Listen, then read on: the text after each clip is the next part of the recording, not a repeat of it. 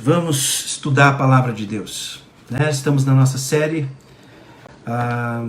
de mensagens na carta de Paulo aos Coríntios e hoje nós iniciaremos o capítulo 7. Então eu convido você a abrir a sua Bíblia comigo, 1 Coríntios capítulo 7. Você recebeu pelo WhatsApp um esboço que você pode acompanhar a nossa mensagem hoje pela manhã, né? Mas estamos aqui no capítulo 7 de Paulo, a sua carta aos Coríntios. E eu convido você, mais uma vez, antes de nós lermos e estudarmos a palavra do nosso Deus, a orarmos mais uma vez.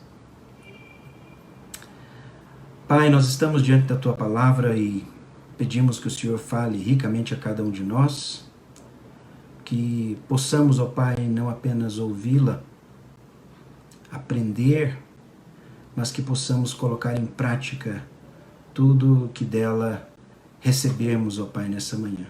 O Senhor fale ricamente conosco, nos dê sabedoria, nos traga, ó Pai, entendimento, e nós somos gratos, ó Pai, pela Tua palavra, porque cremos que nela nós temos as respostas para todas as áreas da nossa vida.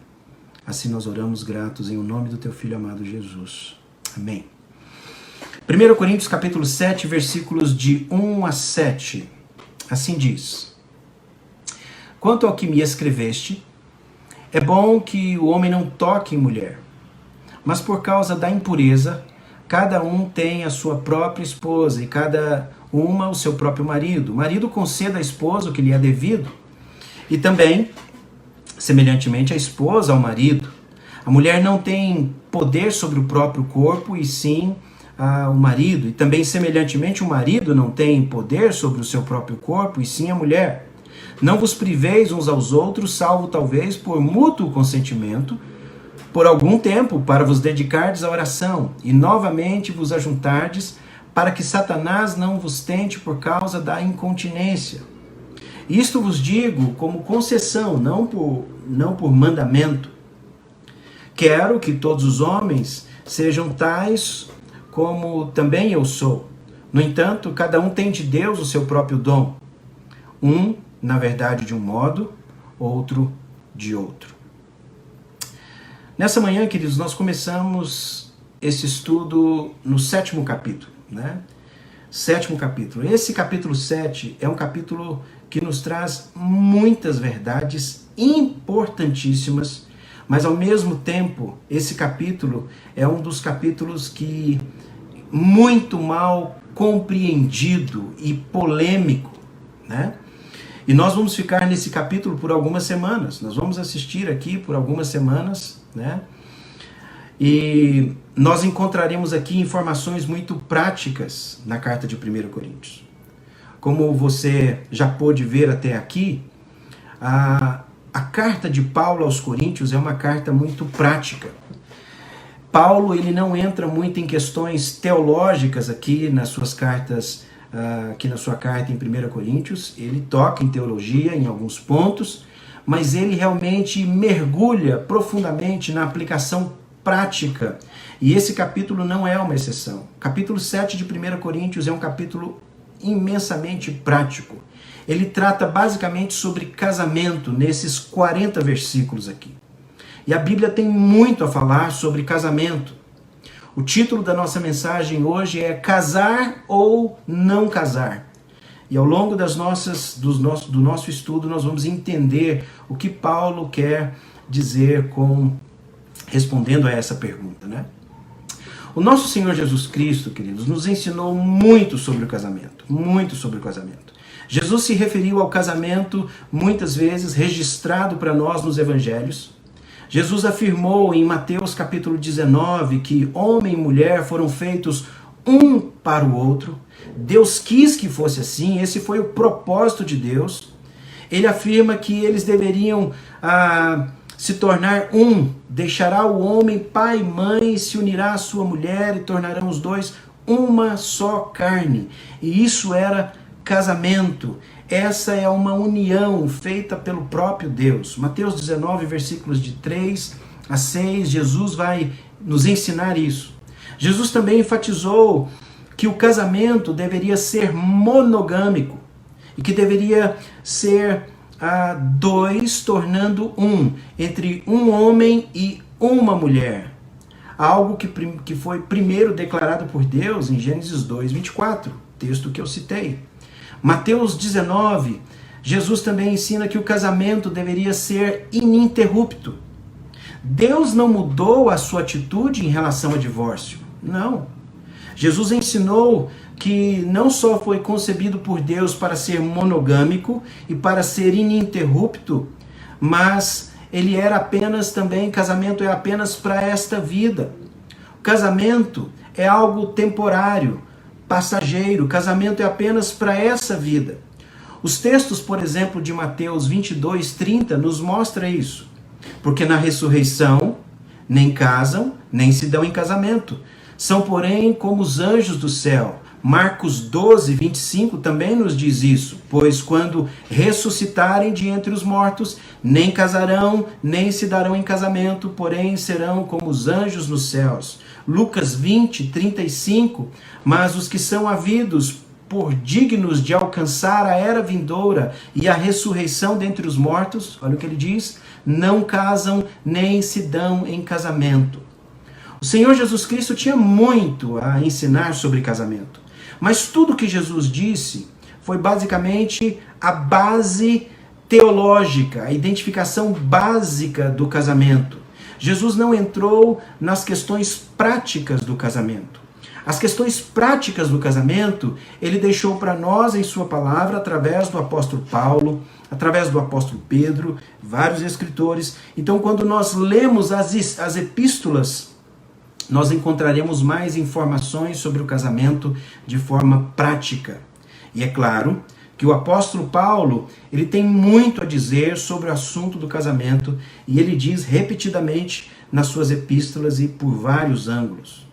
Agora, um dos capítulos em que o apóstolo Paulo elucida, ele traz essas verdades básicas do casamento, é aqui no capítulo 7. Aqui Paulo toma as coisas básicas que o Senhor Jesus ensinou, ele mesmo se refere a essas declarações, mas ele continua, a partir dos ensinamentos de Jesus, a dar explicações e declarações práticas agora para o casamento. Há uma grande variedade de coisas a serem tratadas aqui nesse capítulo 7, nesses 40 versículos.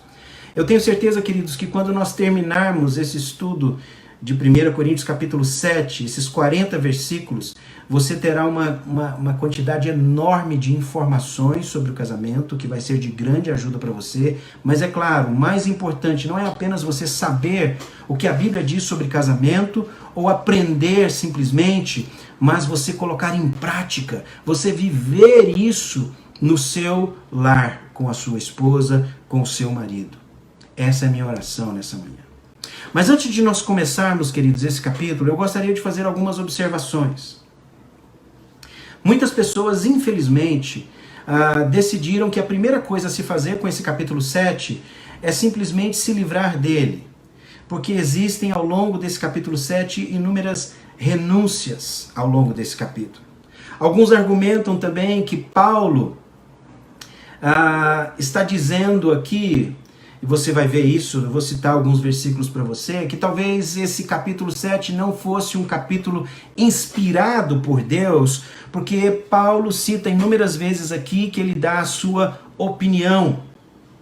Então, quando Paulo coloca a sua opinião sobre o casamento, alguns dizem que esse texto não é inspirado, como você pode ver no versículo 12. Acompanhe comigo na sua Bíblia, 1 Coríntios capítulo 7, versículo 12. Diz o seguinte: quanto ao mais, digo eu, não o Senhor. Se algum irmão tem mulher incrédula e esta consente em morar com ele, não a abandone. Fica parecendo que Paulo está dando uma opinião própria, né? Com isso, ele deixa bem claro que essa união é uma opinião dele, não de Deus. E essas pessoas vão dizer que o versículo também 25 apoia esse tipo de pensamento. Quando Paulo diz com relação às virgens, ele diz versículo 25, com respeito às virgens, não tenho mandamento do Senhor, porém dou minha opinião. E eles vão dizer também que o versículo 40, todavia será mais feliz se permanecer viúva, segundo a minha opinião. Então alguns diriam que essa seria uma tentativa bastante desesperada do apóstolo Paulo de unir, misturar opinião com revelação de Deus. E a melhor coisa então a se fazer é simplesmente ignorar esse capítulo e descartar esse capítulo, porque é muito mal compreendido. No entanto, queridos, essa visão é uma visão completamente equivocada. Uma vez que as afirmações que Paulo faz aqui são claras e facilmente explicáveis se forem vistas da perspectiva correta. O que Paulo está dizendo aqui é muito interessante. Eu gostaria que você prestasse bastante atenção e entendesse o que Paulo está dizendo aqui. É que a razão por que ele diz no versículo 12, aos mais digo eu, não o Senhor, não é dizer que o que ele diz não tem importância, ou que é uma mera opinião de Paulo. Não, não, não. O que ele está dizendo aqui, na verdade, é que ele não está citando os evangelhos, ele não está citando algo que Jesus ensinou, algo que Jesus disse. Volte para o versículo 10 e você vai entender o que eu estou dizendo. Olha o versículo 10. Paulo diz o seguinte: ora, aos casados ordeno não eu, mas o Senhor, que a mulher não se separe do marido. Veja que ele cita diretamente as palavras do Senhor, que são descritas em Marcos capítulo 10. Quando Jesus diz que o homem ajuntou, não separe o homem. Então ele está dizendo palavras que o Senhor Jesus ensinou. Então quando ele diz ordeno, não eu, mas o Senhor, ele está citando palavras do Senhor Jesus. Algo que já foi ensinado pelo Senhor Jesus. Ele simplesmente está dizendo, às vezes eu vou citar o Senhor Jesus Cristo e às vezes não. É como se ele estivesse dizendo, abre aspas, Jesus disse isso, fecha aspas, e o que eu estou dizendo para vocês são coisas novas. Ele quer colocar, queridos, coloca-se em igualdade os ensinamentos que Cristo ensinou e agora o que ele está ensinando em termos de igualdade, em termos de revelação. Você já viu aquelas Bíblias que tem nos evangelhos as letras todas em vermelho quando são palavras do Senhor Jesus Cristo? Esse tipo de Bíblia que traz para nós é muito importante para, claro, sabermos as citações, quais são as palavras que Jesus disse. É fácil da gente identificar isso. Mas muitas vezes traz a impressão de que aquilo que Jesus ensinou é superior ao restante das Escrituras. É superior ao que os outros autores da palavra de Deus escreveram. Eu quero dizer para você, meu querido, que tudo é revelação do Espírito Santo de Deus. O que eu quero mostrar é que toda a Escritura provém de uma única fonte, o próprio Deus. 2 Timóteo capítulo 3 nos traz isso, que toda a Escritura é inspirada por Deus. Então quando Paulo diz isso, Paulo diz, por exemplo, o Senhor diz isso, mas eu digo isto, ele não está dizendo que o que eu digo, eu como Paulo digo, não importa. Não, ele está querendo colocar que está no mesmo nível em termos de inspiração de Deus. O Espírito de Deus nos deu essas verdades. Então Paulo está simplesmente dizendo, quando eu citar o Senhor Jesus, eu vou dizer para vocês que eu estou citando o Senhor Jesus, aquilo que ele ensinou.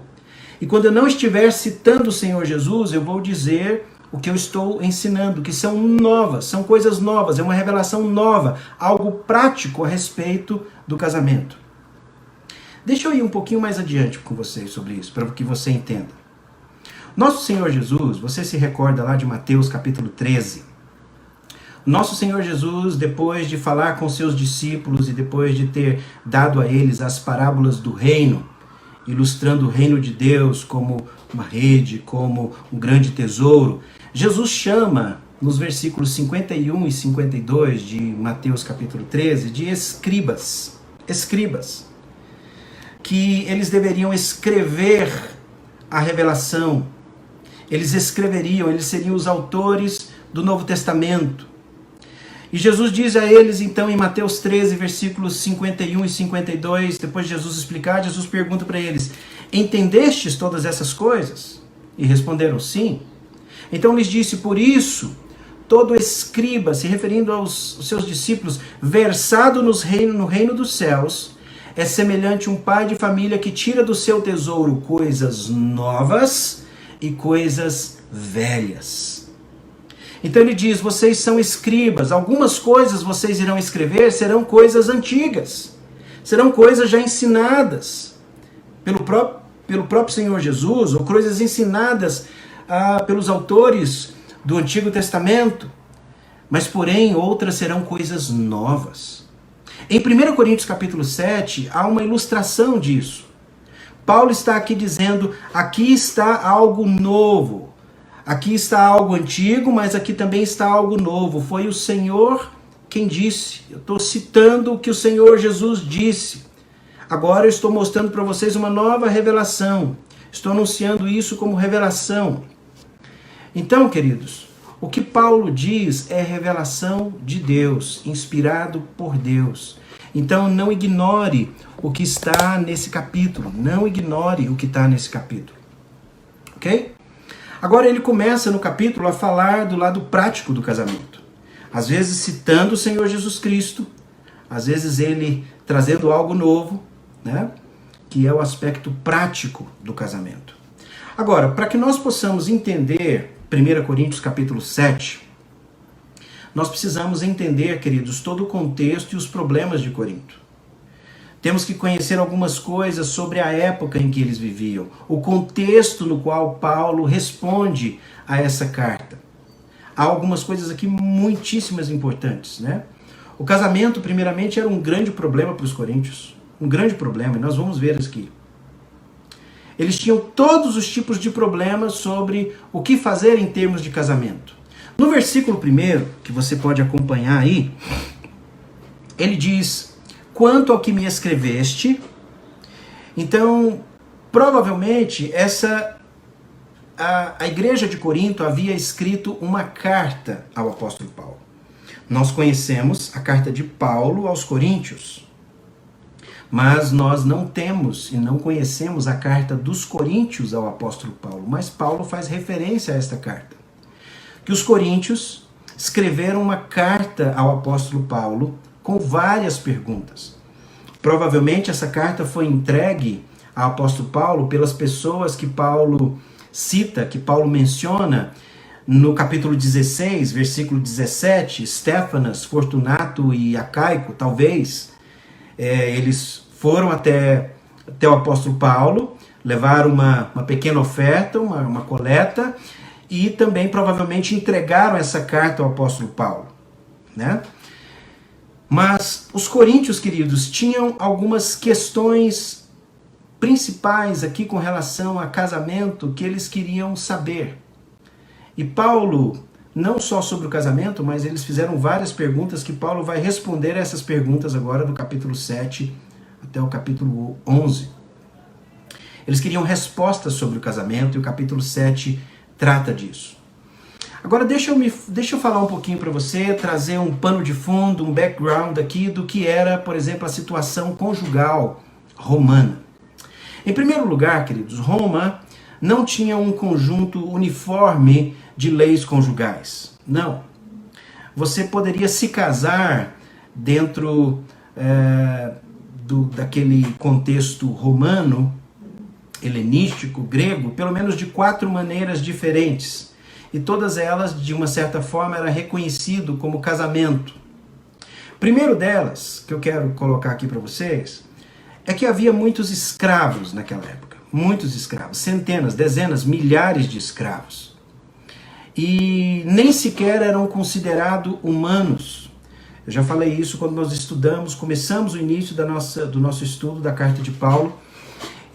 Nós falamos um pouco sobre os escravos, que os escravos não eram considerados como gente, como seres humanos, eram considerados até inferior a animais, eram vistos apenas como meras ferramentas de trabalho, né? E eles não tinham então nenhum direito como cidadão. Então quando eles queriam se casar, ou quando eles queriam se unir, o que realmente era apenas um, vamos dizer, para ele seria apenas um convívio, em vez de um casamento oficial, ou seja, o dono dos escravos, os seus senhores, concordaria com o que era chamado de contubérnio. Contubérnio, que significava companheiro de tenda. Então, o seu senhor permitia que eles tivessem, então, um companheiro, que desfrutassem de um convívio juntos numa mesma tenda, né? Então, tudo bem, vocês podem viver juntos numa tenda. Isso era um certo tipo de casamento entre escravos. Então você tinha muitos problemas reais na igreja primitiva. Por quê? Porque a igreja de Corinto, queridos, os primeiros cristãos da igreja de Corinto eram escravos. Eles tinham vindo de circunstâncias conjugais anteriores confusas. Você imagina dois escravos vivendo, desfrutando na mesma tenda e de repente o senhor vende a escrava, vende a mulher com que ele convivia. E ele tinha aquilo como um casamento e agora ela foi vendida. E aí, como é que ele fica? Agora como cristão, essa é a pergunta diante de Paulo, e agora? Como cristão eu faço o quê? Eu posso adquirir novo casamento, eu posso ter novo relacionamento, eu não posso me casar mais. Uma outra maneira, queridos, de se casar dentro do contexto romano, havia outra maneira de se casar, outro tipo de casamento, que era conhecido como usus, U-S-U-S, usus, que concretizava-se quando uma mulher tivesse coabitado com um homem de forma ininterrupta durante um ano com esse homem. Então, no final, isso significava, no final de um ano, eles passariam a ser identificados como marido e mulher, o que hoje é chamado de união estável, né? Terceiro, um outro caminho para o casamento era conhecido como coemptio. Era um casamento por venda, em que o pai vendia a filha ao marido. O homem teria que oferecer um determinado valor, um determinado preço, um preço certo pela filha, uma espécie de uma barganha, até chegarem num denominador comum, numa quantia, e a filha era então vendida. Então esse coemptio funcionava na base financeira. E o quarto, que era para as pessoas elevadas, as pessoas nobres, se casavam com o que era chamado de confarreatio. Confarreatio. É um encontro de alto nível, elegante, pomposo. E aqui nós temos algo interessante, porque toda cerimônia matrimonial que nós conhecemos hoje advém desse casamento romano, desse tipo de casamento romano. Não advém de um costume judaico, o nosso casamento que a gente conhece hoje. É inteiramente uma cerimônia romana. O que aconteceu foi que a Igreja Católica Romana simplesmente pegou a cerimônia romana e quando a reforma veio, ninguém mudou. Então tornou-se tradição e é praticamente a mesma coisa hoje. Na verdade, o casamento hebraico durava quanto tempo? 7 dias, né? Então você está vendo que é diferente do que nós temos hoje. Então como é que acontecia isso? Duas famílias se uniam, pegavam o que seria uma dama de honra, os padrinhos, o casal unia as suas mãos e por isso nós temos essa cerimônia, né, do casamento, onde eles também recitavam os votos e eles ofereciam as suas orações, né, mas ofereciam as suas orações a Júpiter e Juno, né? Havia flores, as flores eram usuais, daí a nossa tradição das noivas entrarem com um buquê de flores, né? Um véu na cabeça, que era descoberto depois lá no altar, e havia um anel. Então essa ideia de anel, de ser colocado nesse dedo anelar, segundo eles, os romanos, os historiadores nos contam isso, que ao abrir os cadáveres, abriam um cadáver e foi visto que havia um nervo que vinha desse dedo anelar e que trazia até o coração. Por isso, colocaram o anel aqui nesse dedo anelar. Então são algumas coisas, queridos, que nós temos hoje. Aqui estão pelo menos 4 maneiras diferentes que os coríntios chegaram na igreja de Corinto, advindo desse histórico. Agora, esses eram alguns dos problemas que eles estavam lidando. Na verdade, aqui estavam os problemas não só no âmbito do casamento, mas o caráter moral dentro do casamento havia sido destruído. Tamanha a imoralidade na cidade de Corinto, o que acontecia? O divórcio, queridos, o divórcio estava descontrolado, era desenfreado. Há registro de pessoas que se casavam 29, 30, 31, 32 vezes. E os anos eram contados pelos nomes dos seus cônjuges. Então, ano tal é a fulana, ano tal ciclano. Ou seja, eram contados pelos anos, tamanha quantidade de divórcios e novos casamentos que existiam por causa da impureza sexual, da imoralidade que havia em Corinto. Então eles ficavam perguntando, o que é mais espiritual, Paulo? É ficar solteiro por causa das questões da impureza? Então nós devemos nos abster de total tipo de relacionamento sexual? Ou nós devemos nos casar? Então essas eram algumas das perguntas que provavelmente vinha nessa carta dos Coríntios para o apóstolo Paulo. Antes de nós entrarmos na exposição do texto, queridos, que é muito bom nós lembrarmos também uma outra questão muito importante para que nós possamos entender. Primeiro a gente precisa lembrar que os coríntios eles eram gregos. E os gregos gostavam de filosofia, como o brasileiro gosta de futebol. Então eles gostavam de ir para as praças e ouvir os sofistas. O que eram os sofistas? Os sofistas eram os filósofos ambulantes, que andavam de cidade em cidade, né? Fazendo uso da retórica, fazendo uso de frases de efeito, né? Então, eles gostavam de filosofia, né? E a filosofia que predominava na época era o neoplatonismo, que era uma modificação da teoria de Platão, embora ainda preservasse as ideias principais que dividiam o mundo em 2 realidades, que era chamada então de dualismo. Para você entender melhor, havia o andar de cima das coisas do espírito, um mundo invisível, o mundo das ideias, e havia o andar de baixo, o mundo material, palpável, concreto, que era um reflexo, esse mundo de baixo é um reflexo imperfeito das ideias perfeitas que estavam no mundo espiritual.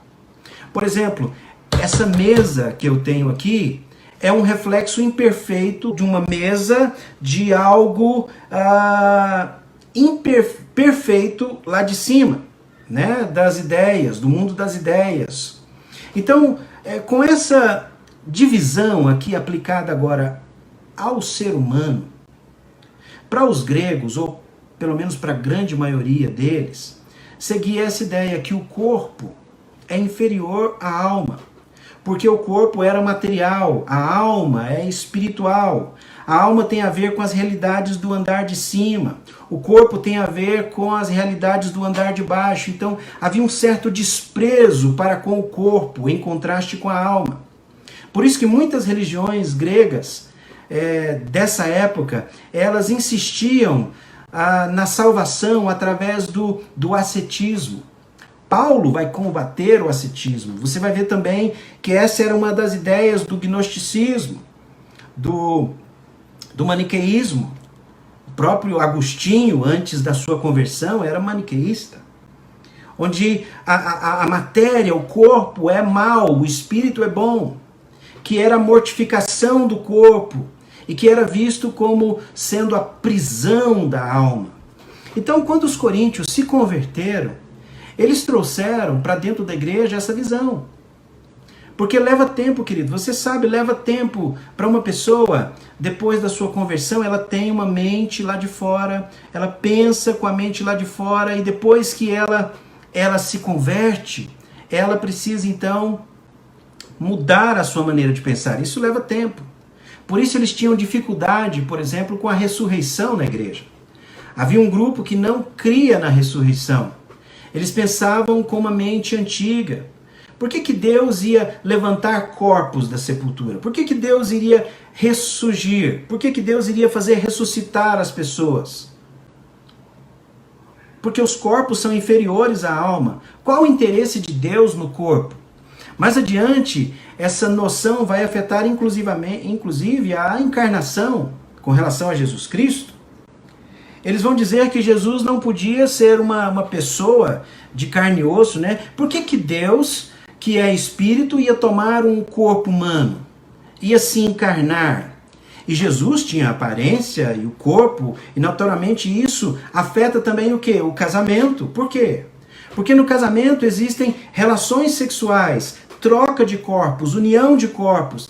Então, se eu quero ser espiritual, como é que eu vou me envolver num relacionamento sexual, numa vez que isso é inferior, intrinsecamente mal, matéria intrinsecamente má?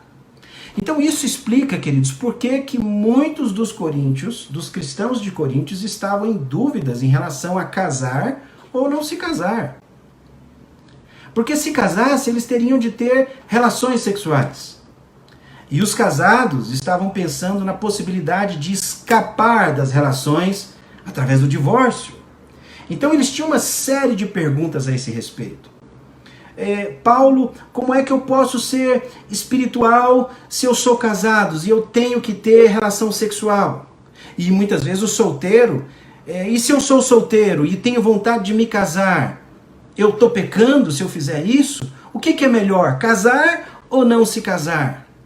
Então, queridos, o dualismo grego é o nome dado ao neoplatonismo e explica alguma dessas questões aqui do capítulo 7 de 1 Coríntios.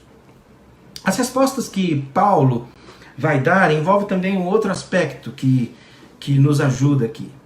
É lembrar, queridos, que a cidade de Corinto era extremamente imoral.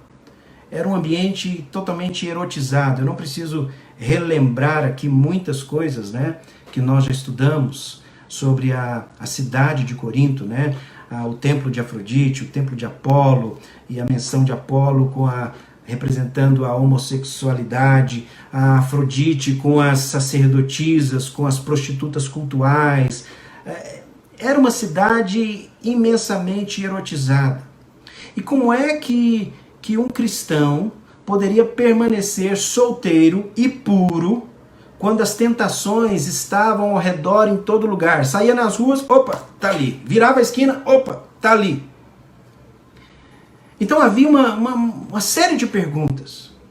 Então o que é melhor, Paulo? Eu abster da relação sexual completamente para evitar cair em tentação? E por último, tinha também um fator, queridos, o fator das perseguições. Ainda não havia começado as perseguições no Império Romano, mas os judeus perseguiam ferozmente os cristãos em todo lugar. Vale lembrar, por exemplo, quando Paulo está no capítulo 18 de Atos, que ele está fundando a igreja de Corinto. Você se lembra lá, nesse relato, ele começa numa sinagoga. E depois há uma discussão, eles não aceitam a mensagem de Paulo, então Paulo deixa eles e fala assim, não, então eu vou pregar aos gentios. Né? Paulo vai para uma casa contígua à sinagoga, casa de Tício Justus, e ele então começa a pregar o evangelho, continua o trabalho da pregação. Havia hostilidade dos judeus para com os cristãos, havia perseguição. E às vezes perseguição poderia ser uma perseguição séria, perseguição física, perseguição muitas vezes em termos financeiros, até prisão. E é muito mais fácil você fugir, queridos, de uma perseguição sozinho, do que você ter pela mão uma mulher, uma esposa grávida, com 2 filhos no colo.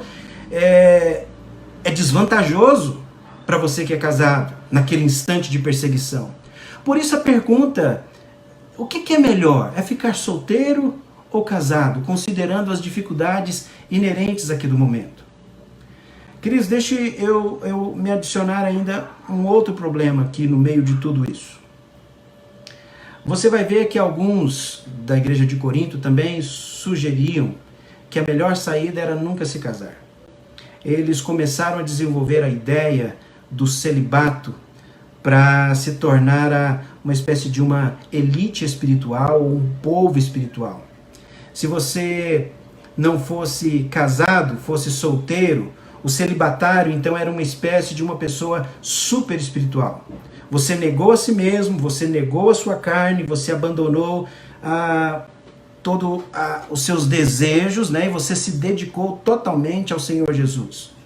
Então havia uma visão que prevalecia na igreja de Corinto de que o celibato era uma forma mais elevada de vida cristã. Nunca se casar, nunca ter relação sexual.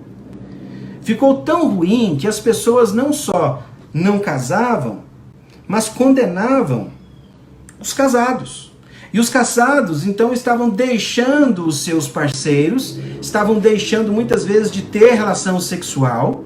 Talvez por isso Paulo escreve no capítulo 6 de 1 Coríntios, falando que vocês não sabem que se você... Porque as esposas ou os maridos, por exemplo, querendo ser santo, não tinham relações sexuais em casa, o marido ou a esposa ia procurar, e Paulo fala, será que você não sabe que quando você se une a uma prostituta, você está se tornando um só corpo com ela? Vocês são um com Cristo. Como é que vocês podem fazer isso? Uniria eu a uma meretriz, fazer membros de uma meretriz? E Paulo diz absolutamente que não. Talvez esse seria o que estava acontecendo na igreja de Corinto. E assim, queridos, a igreja de Corinto tinha muitos problemas relacionados a casamento. Inúmeros problemas. Essa ideia de celibato sendo um alto nível de devoção espiritual ainda está conosco, queridos. Entrou dentro da Igreja Católica Romana, que está aí, a ideia de que uma pessoa verdadeiramente piedosa e santa não pode se casar. Ainda está na Igreja Católica. Os sacerdotes, os bispos, cardeais, as freiras não se casam por esse motivo. Então, isso não é nada com que nós não estejamos familiarizados. Isso já acontece há muito tempo. Então, quais seriam as perguntas que eles fizeram ao apóstolo Paulo? Quais seriam as perguntas? Talvez uma forma de nós entendermos isso, nós não temos essa carta que os coríntios escreveram a Paulo. Uma forma de ilustrar isso é você ouve uma pessoa conversando no telefone, e a pessoa diz, tá certo. Não, eu vou fazer isso então. Então você quer que eu faça isso e isso? Certo. Então você também faça isso, isso e isso. Você ouve só um lado da conversa. Mas pelas respostas da pessoa, você tem uma ideia sobre o que o outro lado está dizendo. Nós temos mais ou menos isso aqui, queridos. Nós conhecemos as respostas que Paulo dá. Nós não sabemos as perguntas que os coríntios fizeram a Paulo. Então, quais seriam essas perguntas? Talvez essas perguntas seriam, por exemplo, é melhor casar ou ficar solteiro? Eu posso me abster de sexo no casamento para ser mais santo, para ser puro, para ser espiritual? Posso me separar do meu marido ou da minha esposa para servir a Deus melhor? Especialmente se o meu cônjuge for descrente. Se ela for um descrente ou se ele for um descrente? O que é melhor para os solteiros e viúvas? Continuar assim, da forma que estão, ou procurar casamento? Talvez essas, queridos, seriam as perguntas que estavam sendo feitas ao apóstolo Paulo, nessas 4 categorias aqui apresentadas, né? Agora, queridos, você viu aqui que todos nós estamos dentro dessas categorias aqui. Ou estamos solteiros, estamos livres de casamento, ou estamos casados e o nosso cônjuge é cristão, ou estamos casados e o nosso cônjuge não conhece a Cristo, ou somos viúvos, né? Nós temos aqui essas quatro ideias aqui. E eu quero dar para você 4 ideias chaves aqui também, para que a gente possa entender esses primeiros 7 versículos e tratar todo esse problema de viver solteiro, no celibato, ou de se casar, né? De ficar solteiro ou de se casar. Por isso nosso tema aí, casar ou não casar, né? Número 1, queridos. Número 1, a gente começa no primeiro versículo, versículo 1, Paulo diz aí, em primeiro lugar, você tem um esboço aí, você pode acompanhar conosco, você recebeu pelo WhatsApp. O celibato é bom. Olha o que Paulo diz. Quanto ao que me escreveste, é bom que o homem não toque mulher. Se você aceitar isso de forma literal, então, queridos, Adão e Eva foram as últimas pessoas que já viveram na face da terra. Ou seja, não teria nem Caim, não teria nem Abel e tudo mais. Não é isso. O texto aqui que Paulo está colocando não fala disso, não trata disso. Você talvez poderia ler esse texto e dizer assim, Paulo está sendo contraditório ao que a Bíblia diz, porque Deus diz lá em Gênesis 2,18 que não é bom que o homem esteja só. E agora Paulo diz aqui que é bom que o homem não toque mulher. Então Paulo está sendo contraditório? Não. Nós precisamos entender aqui o que Paulo está dizendo aqui. O conceito aqui, queridos, de tocar em uma mulher é um eufemismo para relação sexual. Esse é o significado, né? Quando Paulo fala é bom que o homem não toque mulher, Paulo está dizendo é bom que o homem não tenha relação sexual. E para mostrar isso, eu quero mostrar isso de uma forma bem simples, com várias passagens aqui do Antigo Testamento. A primeira delas em Gênesis 20, versículo 6. Gênesis 20, versículo 6, você conhece muito bem essa história, onde Abraão mente, dizendo que Sara era sua irmã, para que eles não a tomassem, mas Deus se revela a Abimeleque através de um sonho, você se lembra bem disso, e o que Deus diz então? Respondeu Deus em sonho a Abimeleque, bem, Gênesis 20, versículo 6, bem sei que com sinceridade de coração fizeste isso, daí o ter impedido eu de pecardes contra mim, e não te permiti que a tocasses. Assim, tocar significa um relacionamento físico, a relação sexual. Ruth 2, versículo 9, Ruth e Boaz. Boaz tinha o desejo de manter Ruth pura. E você conhece bem a história, não vou entrar em detalhes aqui. Estarás atenta ao campo que cegarem e irás após elas. Não dei ordem aos servos que te não toquem. Novamente aqui no sentido de relação sexual, né? Em Provérbios 6, versículo 29, diz, assim será com o que se chegar à mulher do seu próximo, e não ficará sem castigo todo aquele que a tocar. Ou seja, ele está deixando claro aqui que tocar, quando ele diz tocar uma mulher, ele está falando de relação sexual. Então, claro, ele não está falando aqui de esbarrar, né? Não, ele não está falando, ele está falando sobre relacionamento físico, sexual. Assim, o versículo 1 está dizendo que é bom não ter relacionamento sexual. É simplesmente, é bom ser solteiro. É bom se abster de uma vida sexual, Paulo está dizendo. Porém, entenda uma coisa, queridos, antes de você entrar em pânico. Ele não diz que isso é a única coisa boa. Não. Casar também é bom. O próprio Jesus, quando criou a mulher para o homem, uniu e viu Deus que isso era muito bom. Casar também é bom. Ele simplesmente diz que não é ruim ficar solteiro.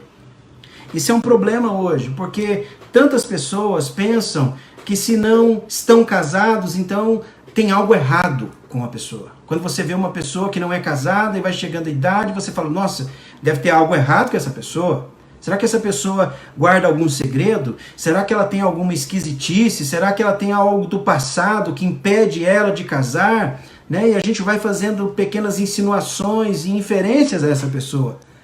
Mas ele diz, quanto ao que me escreveste, é bom que o homem não toque mulher. Aqui ele está falando sobre casamento. Ele diz que ele não diz que é ruim se casar. Não. Ele diz que é melhor estar solteiro. Ele apenas diz que é benéfico. É bom não ser casado. Não tem nada de errado nisso. É bom. Ele não está usando comparativos. Ele está afirmando um fato. Agora, A razão urgente para que ele diga isso, queridos, é por causa dos judeus da igreja. Os judeus costumavam ensinar que se você não tivesse uma esposa, você estaria pecando. Os judeus diziam que um homem que não tem esposa e não tem filhos matou a sua posteridade, diminuiu a imagem de Deus no mundo. Os judeus, eles criam que 7 tipos de pessoa não poderiam chegar ao céu. Número 1 da lista deles era um judeu que não tinha esposa. Número 2 da lista deles era uma esposa que não tinha filhos. Os judeus diziam, sejam fecundos, multipliquem-se, Gênesis 1, 22, né? E se você não faz, você está em desobediência aos mandamentos de Deus. Agora, sem dúvida, queridos, toda essa pressão dos judeus veio sobre a igreja de Corinto, por parte dos membros judeus. E eles estavam dizendo, não, você precisa se casar. E os gentios que não queriam entrar num casamento e que queriam ter um nível de devoção superior, espiritual, eles estavam dizendo, não, esquece. Nós vamos ser celibatários, nós vamos ficar solteiros, nós vamos nos separar, vamos viver estritamente sem casamento e vamos nos voltar totalmente para Deus. Então Paulo começa dizendo, é bom ser solteiro, não há nada de errado nisso. E você diz, e quanto ao Antigo Testamento, que Deus diz que não é bom que o homem esteja só? Bem, você pode ser solteiro e ainda assim, queridos, não estar sozinho. Você pode ter amigos. Salmo 68, versículo 6, diz que Deus faz com que o solitário more em família. Talvez a Ceso seja a sua família. Talvez a família de alguma outra pessoa seja a sua família. Talvez a sua família seja os seus amigos, mas Deus lhe dará alguém para suprir as suas necessidades dos seus amigos, de estar sempre junto. Mas o que ele está dizendo é que é bom ser solteiro, não é ruim, não é nada de errado, é bom. Mas o segundo ponto nos diz algo interessante, queridos. Ele diz que é bom ser solteiro, mas o apóstolo Paulo diz que o celibato, em segundo lugar, é tentador. Paulo diz, é bom que o homem não toque mulher, então é bom ficar sozinho, se abster da relação sexual, ser solteiro, porque o sexo só era permitido por Deus dentro do casamento. Mas ponto 2, Paulo diz que o celibato é tentador.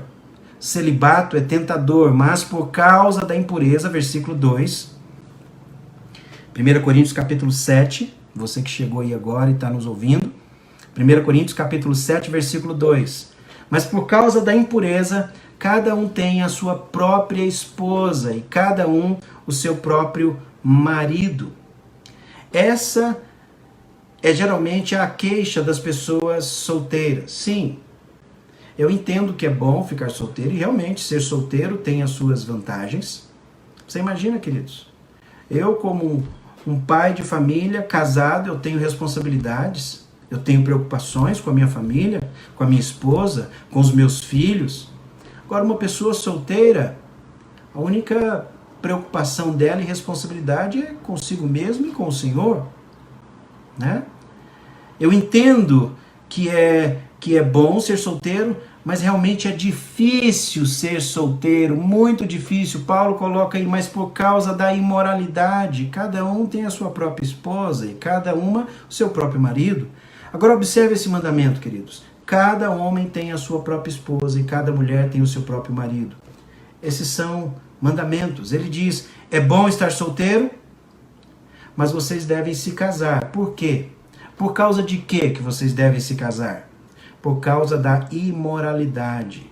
Ouça, ser solteiro é bom, mas é tentador. É tentador. O estilo grosseiro de vida dos coríntios, queridos, tornou muito mais difícil viver uma vida de solteiro e puro. Se você se decide ser solteiro, mas você precisa ser solteiro e puro, isso é muito difícil. Paulo enfrentou essas duas linhas de pensamentos, esses dois extremos dentro da igreja e combateu a ambos. para Paulo, tanto o casamento quanto o celibato são dons de Deus. É um dom dado por Deus. O que é certo, Paulo? Casar ou ficar solteiro? O que é melhor? O casamento ou o celibato? O que é correto, Paulo? O celibato obrigatório, eu preciso realmente ficar sozinho, ou o casamento como obrigação, como mandamento? Paulo diz que as duas posições radicais estão erradas. Depende do dom. Quem recebeu o dom para casar, deve casar. Quem recebeu o dom de Deus para o celibato, deve permanecer solteiro. Paulo diz isso nos versículos 7 a 9. Quero que todos os homens sejam tais como eu sou. No entanto, cada um tem de Deus o seu próprio dom. Um, na verdade, de um modo, outro de outro. Ele continua no versículo 8. E aos solteiros e viúvos digo que seria bom se permanecessem no estado em que também eu vivo. Mas ele diz no versículo 9, caso, porém, não se dominem, que se casem, porque é melhor casar do que viver abrasado. Muitas pessoas não casadas têm problemas hoje devido à pressão constante das tentações sexuais que lhes são lançadas. Agora, ele não diz que o casamento é exigência absoluta para todos. Não. Ele está dizendo que é a norma. A norma é que todos se casem. Por quê? Porque é normal ter desejo sexual, é normal ter desejo físico. Paulo sabia disso. E eu vou mostrar para você como isso funciona. E você pode dizer, então, Paulo, quer dizer que Paulo, então, aqui quer dizer que Paulo tem uma visão muito pobre aqui sobre casamento, porque se eu devo me casar simplesmente por causa da área sexual, e se a pessoa, então, tem muito desejo sexual, mas, assim, então ela tem que casar com qualquer pessoa, simplesmente ela tem que arrumar qualquer pessoa e casar? Não, não é isso que Paulo está dizendo. Ele simplesmente está respondendo a um problema. Ele está simplesmente respondendo ao argumento de que todos deveriam estar solteiros, a pressão que os judeus faziam, mas não podem estar solteiros porque você vai cair na imoralidade. E esse desejo é muito forte. A norma, então, é que todos tenham a sua própria esposa, ou que todas tenham o seu próprio marido. Observe que a própria palavra proíbe a poligamia. E toda mulher tenha o seu próprio marido. Esse é o plano de Deus. Então você diz, mas essa é a única razão para casar? Não. Eu quero dar para você aqui 6 razões bíblicas para o casamento que começam com a letra P. Você tem aí o esboço, você recebeu pelo WhatsApp, você tem aí. 6 razões pelas quais você deve se casar. E eu quero fechar nossa meditação aqui. Primeiro deles, procriação. Gênesis 1, 28 diz, e Deus os abençoou, ele disse, sede fecundos, multiplicai, enchei a terra, sujeitai, dominai. Essa é uma das razões para você se casar. Ter filhos, essa é uma boa razão para se casar. Deus quer reproduzir pessoas tementes a Ele, pessoas piedosas. Segundo, com P, prazer. Outra razão para você se casar é o prazer. Você sabia que Deus criou o casamento também para o prazer físico? Hebreus 13, versículo 4 nos diz, digno de honra entre todos seja o matrimônio, bem como leito sem mácula. Em outras palavras, é uma experiência agradável. O casamento ele é honroso, o casamento é agradável. Provérbios 5 fala da satisfação que um marido encontra no corpo físico da sua esposa e vice-versa. Cantares de Salomão, do começo ao fim, fala sobre a satisfação física do prazer. O prazer faz parte disso, faz parte da situação matrimonial, o prazer. Então nós temos a procriação, primeira razão. Segundo, prazer. Terceiro, provisão. Outra razão para o casamento é provisão. Deus quer que o homem proveja o que uma mulher precisa. 1 Pedro capítulo 3 diz: maridos, vivei a vida comum do lar. O que é isso? É você estar atento às necessidades da sua esposa, suprir a sua esposa, suprir o seu lar, as necessidades, prover para o lar com discernimento, com toda consideração. Deus quer que o homem dê provisão para a mulher, para nutri-la. Efésios capítulo 5 diz que para ele apreciá-la, amá-la, se entregar por ela, cuidar dela. Então nós temos aqui procriação, nós temos prazer, nós temos provisão. Quarto lugar, parceria. O casamento é para parceria. No Antigo Testamento, Deus diz: você precisa de ajuda. Você se lembra lá de Gênesis 2:18? Não é bom que o homem esteja só, far-lhe-ei uma auxiliadora, uma ajudadora que lhe seja idônea. Você precisa de um ajudante, você precisa de uma parceira. Deus nos dá, primeiramente, uma amiga, e eu acho que o principal ingrediente do casamento é a amizade, é a parceria em todas as áreas da sua vida. Não há nenhuma área da sua vida que um ou outro está excluso. Não. Quinto lugar, personificação. O casamento é uma personificação. O casamento é dado como imagem, como uma figura de Cristo e a sua igreja. Efésios 5 diz que é um símbolo para o relacionamento de Cristo e a sua igreja. Em último lugar, queridos, pureza. Pureza. Uma das razões para você se casar é a pureza. Finalmente, o casamento é para a pureza, para evitar que cometemos a prostituição. 1 Coríntios 7, versículo 2. Mas por causa da impureza, cada um tem a sua própria esposa e cada um tem o seu próprio marido. Então o casamento é para a procriação, para o prazer, para a provisão, parceria, personificação e pureza. Essas são as razões que a Bíblia nos dá. Paulo não está simplificando tudo aqui, ele está apenas lidando com um aspecto aqui em 1 Coríntios capítulo 7. Então nós vamos nos casar porque se nós não fizermos isso, nós estamos entrando numa terrível posição em relação à tentação.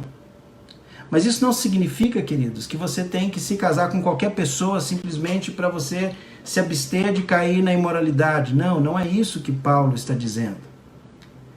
Você vai ter mais problemas também como casado. Você tem problema. Você já ouviu isso muito. Você não tem problema não? Casa para ver se você não vai ter problema. Vamos ter mas outros tipos de problema. Essa é apenas uma das razões que Paulo está dando. Então, não se case apenas por causa da pureza. Se você também não estiver se casando por causa do prazer, se você não estiver se casando por causa da personificação de Cristo, se você não estiver se casando pela procriação, não case simplesmente por causa da pureza. Sua igreja, Cristo e a sua igreja, queridos, são essa figura que deve ser vivida. Deus quer uma igreja pura, santa. Então o casamento é a norma. O celibato é bom, mas vamos admitir, queridos, o celibato também é tentador. Tentador. E nós vamos ficar por aqui nessa manhã. Sei que nós começamos com atraso de praticamente meia hora, nós estaríamos terminando às 11h30, né? Mas semana que vem nós vamos continuar esse texto. É um texto, queridos, muito rico e tem muitas verdades a nos ensinar aqui. Mas eu quero deixar uma coisa com você, respondendo a essa pergunta: casar ou não casar?